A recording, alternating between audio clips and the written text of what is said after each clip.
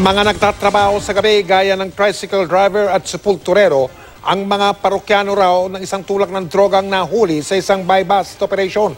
Sa isa pang operasyon, arestado ang isang labandera na sumasideline daw sa pagtutulak. Nakatutok si Cesar Apolinario.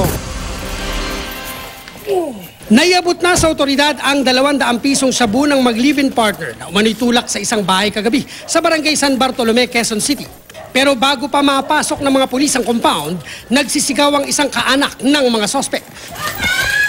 Oh, what's sigaw? Tumigil lang siya sa pagsigaw ng lapitan ng pulis. Yun nga lang narinig pala siya ng mga sospek kaya agad nakapag-lock ng pinto. Nakilalang sina Maria Cara Kayla Arienda at Jose Marie Salonga. Nung unay ayaw pang paaresto ng mga sospek. Bukod sa iniskor na sachet ng shabu, na-recover din sa lugar ang isang timbangan at mga plastic ng shabu na nakatago sa kabinet. Sa kabuuan, 10 sachet ng shabu ang na-recover sa mga sospek. Yung babaeng nahuli natin dito ay kilalang tulak yan sa area ng Kamanaba. Inamin ni Arienda na nakulong at nakalaya siya matapos mag-plea bargain pero hindi raw pagtutulak ng droga kundi paglalabada ang inaatupag niya. Nakikituloy lang po ako dito sa bahay na ito pero wala po. Hindi po ako nagbibenta.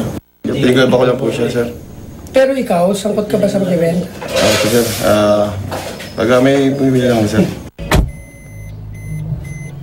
Bago ito ay tinarget muna ng mga pulis ang 53 taong gulang na umano'y tulak din sa parehong barangay. Yan daw yan paloob na yan Pero nang mag-abutan ay nakahalata ang sospek na pulis ang katransaksyon niya kaya nagtatakbo ito. Agad namang naaresto ang sospek na si Joselito Santos alias Tisoy.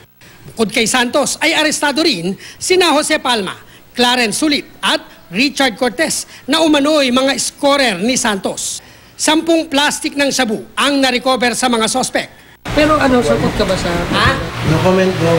May bibiyahe po kami. Kukuha po ng 300. Bumili daw ng shabu.